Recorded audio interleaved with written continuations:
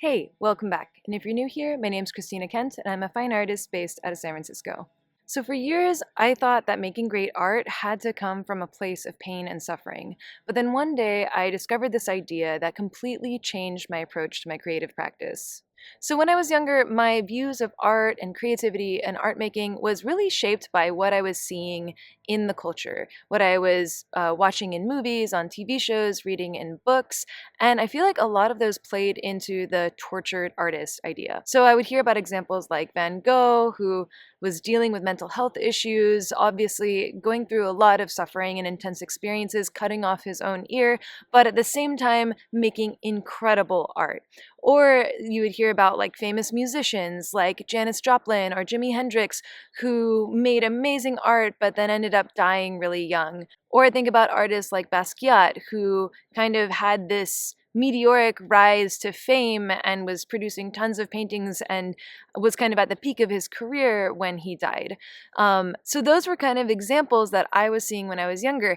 And I was kind of associating, like, I think I associated their creative success with their suffering. And I thought that those two kind of went together. Like, you had to suffer, you had to go through these horrible experiences to make really deep and profound art that affected people. And I think our culture often romanticizes these images of artists. They romanticize the tortured artists.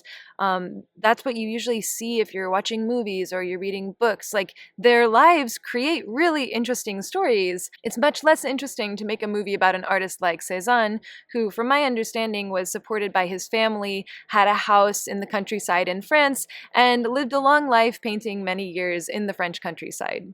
So I thought that for myself, I needed to make art. To make art that was deep and impactful, I had to focus on these negative emotions, on pain, on suffering, and use that to fuel my art process. But unfortunately, I think this belief, in some ways it was helpful because when I was a teenager, I feel like being a teenager is hard. You go through lots of difficult emotions.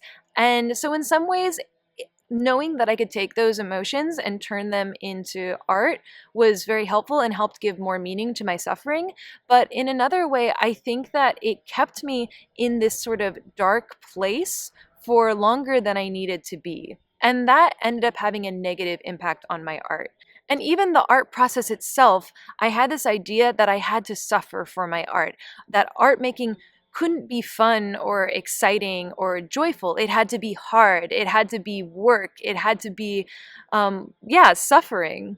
And so when I would think about making art and creativity as suffering, it wasn't something that I wanted to do. It it got to the point where it wasn't something that I was looking forward to. I didn't see painting as something that I wanted to keep doing because it was painful. So I feel like when I had this idea that I needed to suffer for my art, this idea caused me to paint less, and it gave me a very kind of love-hate relationship with my creative process. I didn't paint consistently, and I would kind of avoid painting for a while until I felt like I just had to paint.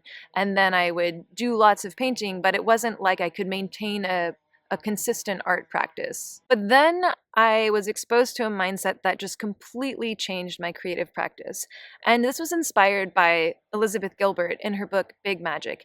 And the idea is that you don't have to be a tortured artist. You don't have to suffer for your art, but that creativity can be driven by joy. It can be a joyful, enlivening process.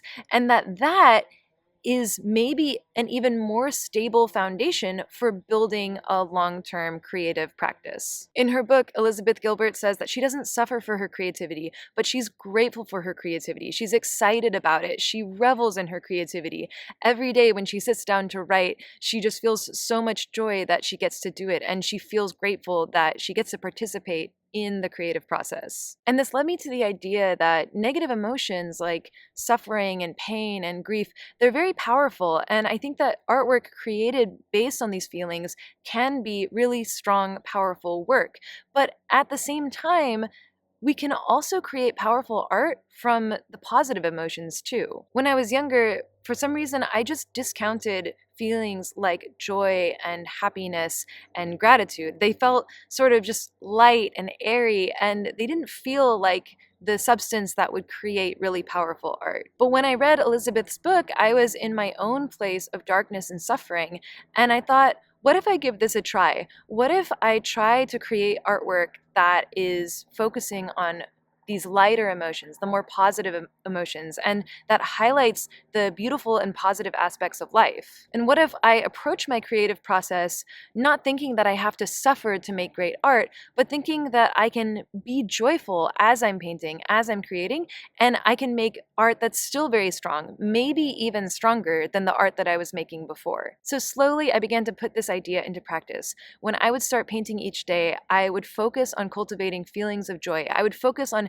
how good it felt to put the paint to the canvas, to see how different colors work together, to create a composition that was really satisfying. And when I was looking for inspiration, I would look for things that inspired a feeling of joy in my heart. I would walk around my neighborhood and observe just beautiful and evocative moments of light, like reflected light hitting a neighbor's house or the glow of a flower. And I would take these moments and I would use it as creative inspiration for my paintings. And when I would reflect on the day, I would think about how grateful I was that I had the time to paint, that I was able to engage in the creative process and make something new. And I started interrogating this idea that suffering was in some way more serious or more powerful than joy. Why did I have this idea that it was only the negative emotions that mattered? I realized that the art that I created from feelings of joy and positive emotions could be just as powerful and just as moving as art that I created from these heavier emotions. Because I feel like art speaks to the whole human experience,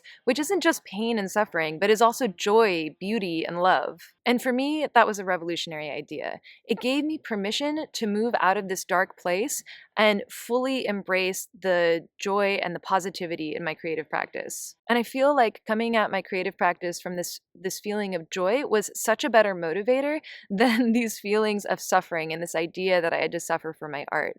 It helped me really establish a creative practice where I was painting every single day. And I've also noticed when I'm struggling with a lot of things in my life, like when things really are not going well, it doesn't put me in a good position to create.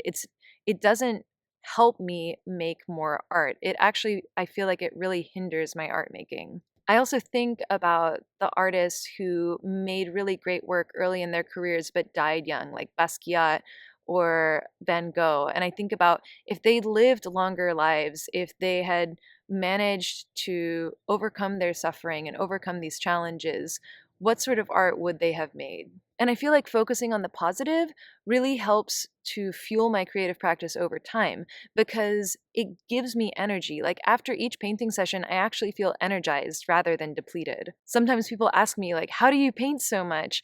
And I think for me the response is like, when painting is so joyful, when I am focusing on how great it feels, it's hard for me not to paint. And that's not to say that the painting process is always easy. Definitely not. It's still hard and there's still lots of challenges that I go through, but I approach those challenges with a feeling of joy and excitement rather than this idea that I need to suffer. I think the painting process can be hard and joyful at the same time. And maybe that's the ideal. And I feel like since adopting this positive mindset, I have been filled with more and more inspiration. I think it's really a fuel for my creativity. And it's also not to say that my art is totally like Pollyanna and is just very happy go lucky. I think like a lot of my work specifically is more kind of towing the line in between the dark and light emotions. In particular, I feel like oftentimes my work is relating to the bittersweet. And so it's kind of reflecting both the sadness and the joy in life. I like to reflect on, I mean, always in the back of my head is the idea that we're only on this world for a short period of time, and there's so much beauty in the world. There's so much beauty and joy and love, and that's something that really draws me. But then the flip side of that is I know that all of these things will pass, all of these things will go away. And so there is that there is that deep sadness in there too. But rather than just focusing on the sadness and just focusing on the negativity, I like to be able to bring in that positivity, that love, and that beauty at the same time. And this isn't to discount art that is made from pain and suffering. I still think it's incredible that art allows us to find meaning in our pain and suffering and in the hard times and transform them into something beautiful, or transform them into something that others can connect with. All I'm saying is that don't discount the art that's made from positive emotions as well. I think all of these kinds of art are important. So I think I want to say, if you were like me and you really thought that you had to suffer for your art and that art had to be focused on these heavy, dark emotions, I want to say that while those can be a great source of creativity, joy and happiness and love can be equally powerful. You don't have to suffer for your art to make something meaningful. And I hope this video has given you some inspiration and some ideas on how you can reflect more on joy in your own creative process. Anyway, that's just been on my mind a lot recently, so I wanted to share it. And I really hope that this video has given you some ideas of ways that you can incorporate more joy into your creative process. Let me know in the comments below what you thought of this video and how it relates to your own creative practice. Thank you so much for watching, and as always, a huge shout out to my supporters on Patreon. You guys are amazing. Thank you for supporting this channel and making these videos happen. If you like my art, if you like my videos, and you want to help me make more, check out my Patreon at the link. Thanks again for watching, and I'll see you next time. And just as a quick note, I'm super excited to share that I recently launched a new portrait painting course on my website. In this course, we take the portrait and we break it down into simple light and shadow shapes. Then we add nuance to create and fully resolve the portrait. So if you want to see the step-by-step, real-time process for my portrait painting, be sure to check that out.